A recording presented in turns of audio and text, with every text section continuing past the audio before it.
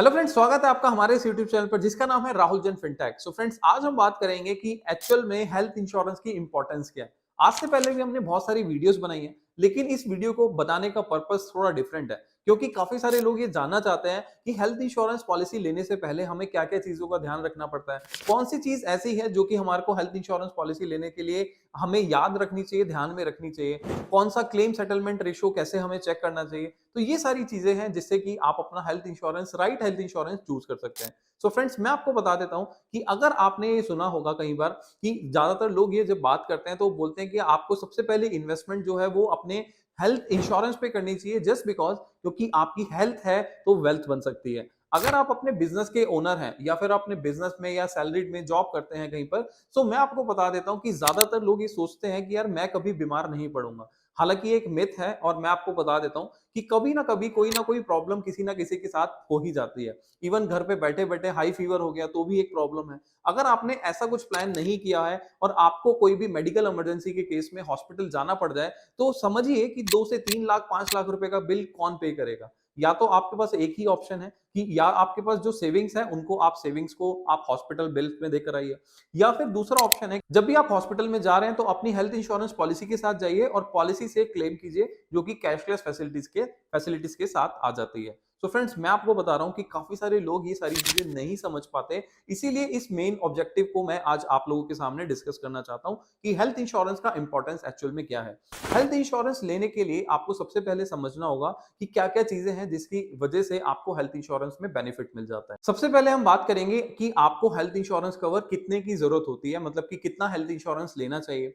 Health insurance में क्या क्या बेनिफिट्स होते हैं। हेल्थ इंश्योरेंस लेने से पहले आपको ये समझना होगा कि अगर आपको कोई प्रॉब्लम है, कोई डिजीज है, तो उसका कवरेज आपको कैसे मिलेगा और कितने टाइम के बाद मिलेगा। साथ में आपको समझना है कि हेल्थ इंश्योरेंस में कोई वेटिंग पीरियड होता है, नहीं होता है, और कौन कौन सी चीजें ऐसी हैं जो हेल्थ इंश्योरेंस पॉलिसी में कवर नहीं होती है, और इंश्योरेंस कंपनी किस तरीके से आपका क्लेम सेटलमेंट करती है। सारी चीजें आपको इस वीडियो के अंदर डिटेल में मिल जाएगी। सो फ्रेंड्स, कंप्लीट देखिएगा इस वीडियो को जिससे कि पूरी की पूरी इंफॉर्मेशन मिल जाए, और कोई भी चीज अगर आपको डाउट है तो नीचे कमेंट सेक्शन में जाकर भी इस वीडियो के बाद आप पूछ सकते हैं। सो आपको मैं बता देता हूं कि अगर आप ये जानना चाहते हैं तो आपको समझना है कि सबसे पहले हेल्थ इंश्योरेंस आपको कितने की जरूरत होती है। तो सबसे पहले मैं बात करूंगा, अगर आप एक इंडिविजुअल हैं और अपनी फैमिली को या तो अर्निंग पर्सन है, तो मैं आपको बता देता हूं कि आप जितनी अर्निंग करते हैं प्लस आपने पिछले 3-4 सालों में या 5 सालों में जो भी एक्सपेंसेस किए हैं अपनी हेल्थ के ऊपर, तो एटलीस्ट उतना हेल्थ इंश्योरेंस होना चाहिए। एग्जाम्पल के लिए समझते हैं कि अगर मान लीजिए आप 5 लाख रुपए साल का कमाते हैं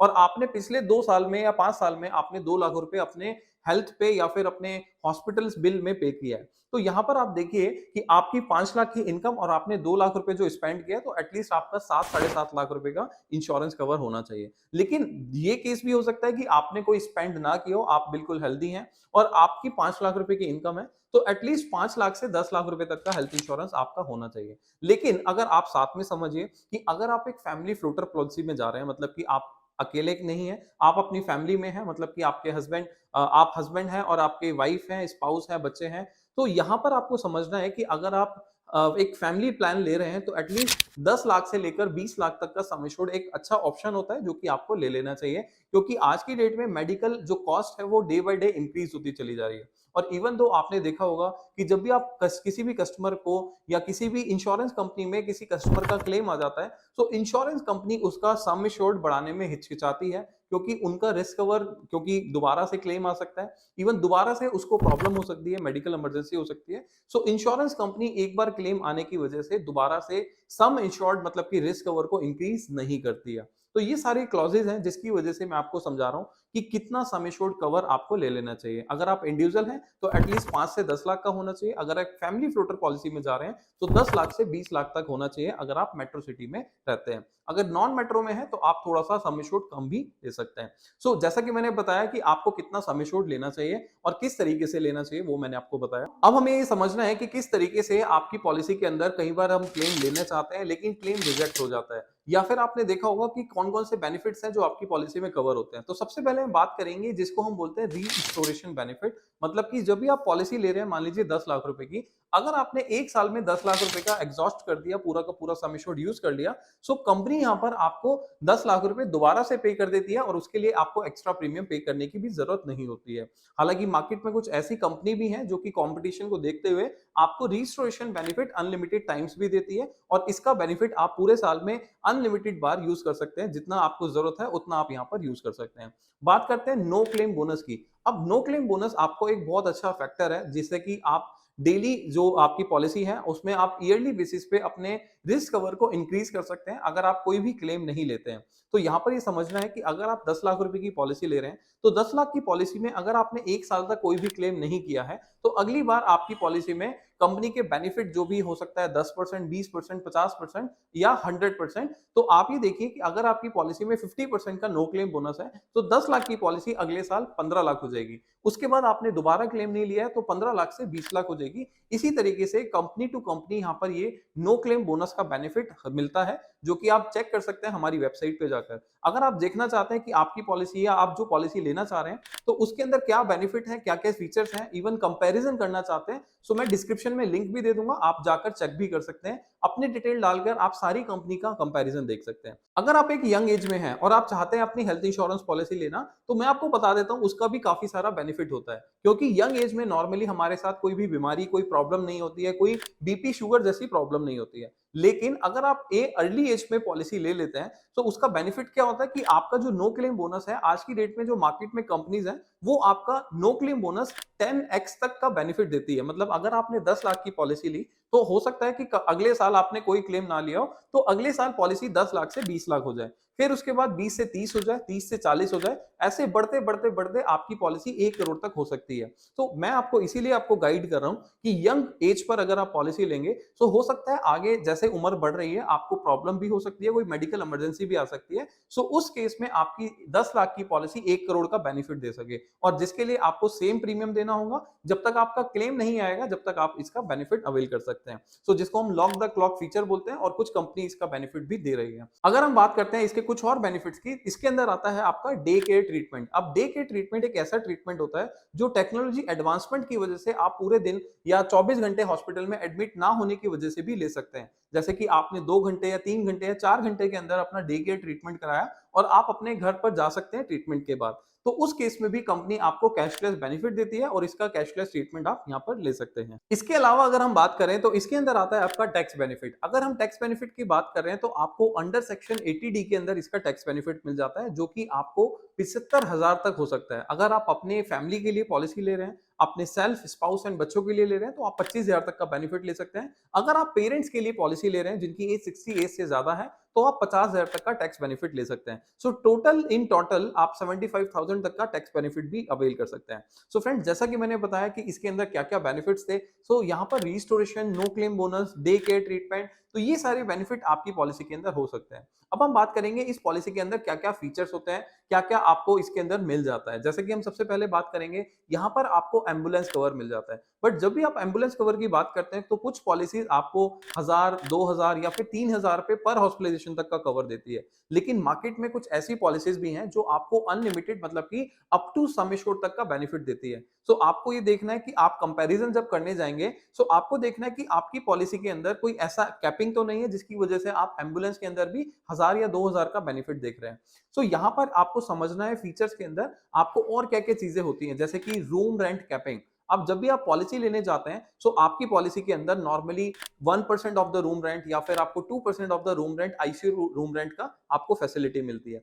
लेकिन आपको कोई ऐसी पॉलिसी चूज करनी चाहिए जिसके अंदर नो कैपिंग हो, मतलब कि स्पेशली कंपनी कह रही है कि आप कोई भी कैटेगरी का रूम ले सकते हैं और उसके लिए आपको कोई भी पेमेंट एक्स्ट्रा करने की जरूरत नहीं होगी।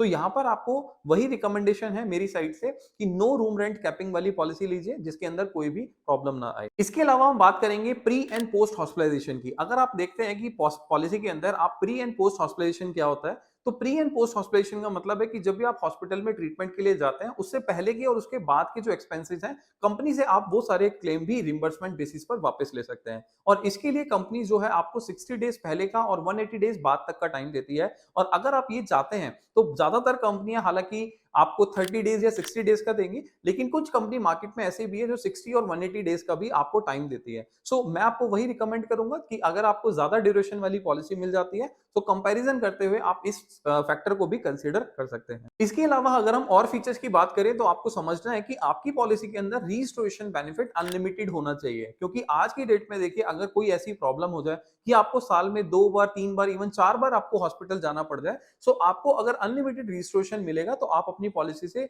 5 लाख या 10 लाख जो भी ऑप्शन आप चूज कर रहे हैं उसके बेसिस पर आप अनलिमिटेड टाइम्स कंपनी से क्लेम कर पाए। और साथ में आपको समझना है कि आपकी नो क्लेम बोनस मतलब कि एनसीबी बेनिफिट जो है अप टू 10x हो या फिर अप टू 5x एटलीस्ट मिल जाए। सो मार्केट में कुछ ऐसे ऑप्शंस हैं जो आपको ज्यादातर 2x का बेनिफिट देते हैं, मतलब कि 10 लाख की पॉलिसी मैक्सिमम 20 लाख होगी, लेकिन मैं आपको बोलूंगा 1000-2000 रुपए एक्स्ट्रा पे करके आप अपनी पॉलिसी के फीचर्स को एड ऑन करा सकते हैं, अपग्रेड करा सकते हैं। सो मार्केट में कुछ ऐसे ऑप्शन है जो आपको 10 लाख की पॉलिसी 1 करोड़ तक का जाने का बेनिफिट देती है, जिसको हम नो क्लेम बोनस का बेनिफिट भी बोलते हैं। सो ये है सारी फीचर जिसके हम बात कर रहे थे। और इसके अलावा आप डिटेल जानना चाहते हैं तो जैसा कि मैंने आपको ऑलरेडी बताया कि नीचे डिस्क्रिप्शन पर लिंक है, आपने डिटेल डालिए और अपना कंपैरिजन कीजिए कि आपकी फैमिली के लिए और आपके लिए कौन सा हेल्थ इंश्योरेंस बेस्ट हो सकता है। फ्रेंड्स आगे हम बात करेंगे कि कौन कौन से प्री एग्जिस्टिंग डिजीज है जिसकी वजह से ज्यादातर लोगों का क्लेम रिजेक्ट हो जाता है, या फिर आपके कौन कौन से वेटिंग पीरियड है जो ज्यादातर पॉलिसीज यहाँ पर कवर करती है। तो सबसे पहले हम बात करते हैं वेटिंग पीरियड्स की। अब वेटिंग पीरियड की अगर हम बात कर रहे हैं, सो यहाँ पर कोई भी नया प्लान पहली बार आप चूज करते हैं, अपने फैमिली के लिए लेते हैं या अपने लिए लेते हैं, तो आपको समझना है कि 30 डेज का इनिशियल वेटिंग पीरियड होता है।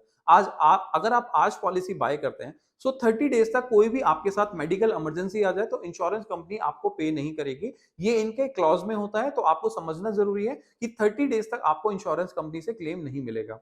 बाकी आपको समझना है कि आपको अगर इसके अलावा एक्सीडेंटल कवर है, मतलब कि एक्सीडेंटल इंजरी हो जाती है, एक्सीडेंट के थ्रू आपको कोई प्रॉब्लम हो जाती है, तो वो डे 1 से कवर हो जाता है। इसमें आपको समझना है कि इनिशियल वेटिंग पीरियड होता है आपको आपका 30 डेज का। दूसरा हम बात करेंगे यहाँ पर स्पेसिफिक इलनेस की, मतलब कि अगर आपको कोई ऐसी स्पेसिफिक इलनेस हो जाती है, जैसे कि हम इसको बोल सकते हैं कि जॉइंट रिप्लेसमेंट है, हर्निया है, कैटरेक्ट है, स्टोन है, तो इस तरीके की प्रॉब्लम जो कंपनी के अंदर, सभी कंपनीज के अंदर आईआरडी के द्वारा जो लिस्ट दी गई है उसमें आपको ऐसी कोई बीमारी होती है, वो सारी आपको 2 साल के बाद कवर मिल जाती है। अगर आप जानना चाहें कि कुछ कंपनी आपको 1 साल के बाद भी कवर देती है, लेकिन मैक्सिमम कंपनी यहाँ पर 2 साल के बाद स्पेसिफिक इलनेस को भी कवर कर देती है। हम जैसा कि बात कर रहे थे प्री एग्जिस्टिंग डिजीज की, अब हो सकता है कि प्री एग्जिस्टिंग डिजीज आपको पहले कोई और हो, किसी पर्सन को डायबिटिक हो सकता है, किसी को बीपी हो सकता है, किसी को कोई और प्रॉब्लम हो सकता है, किसी के लेग में रॉड हो सकती है। तो ये सारी प्रॉब्लम जब भी आप पॉलिसी लेते हुए मेंशन करते हैं तो कंपनी आपको इसके अंदर प्री एग्जिस्टिंग क्लॉज लगाती है, जो कि कंपनी टू कंपनी वेरी हो सकता है, किसी कंपनी में 2 साल, किसी में 3 साल और किसी में 4 साल हो सकता है।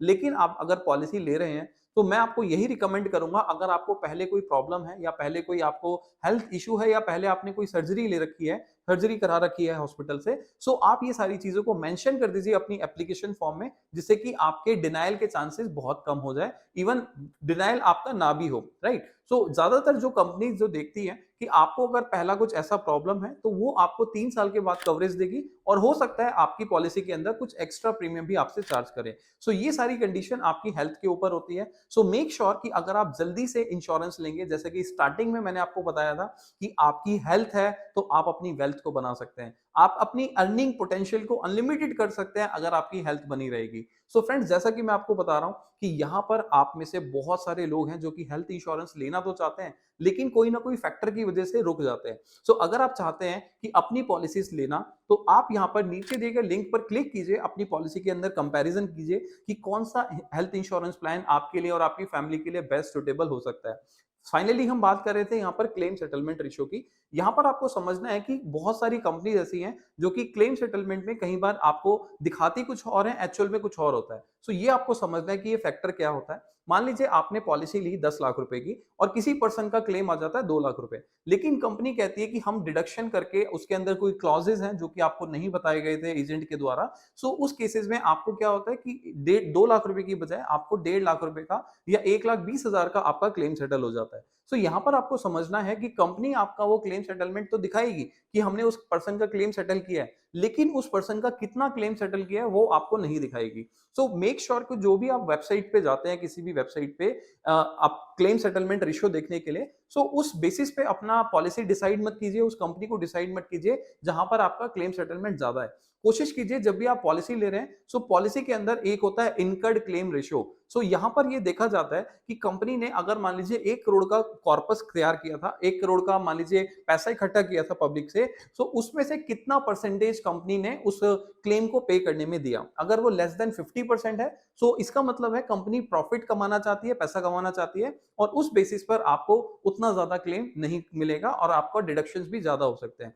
So make sure claim settlement के साथ आप इनकर्ड क्लेम रेशियो भी देखिएगा, आईसीआर भी देखिएगा, जिससे कि आपको ये सारी इंफॉर्मेशन मिल जाए। फ्रेंड्स, जैसा कि मैंने आपको इस वीडियो के अंदर बताया कि कौन कौन से क्लॉजेज हैं, कैसे क्या फीचर्स हैं, कौन कौन सी चीजों को आपका ध्यान रखना है अपनी पॉलिसी को लेते समय।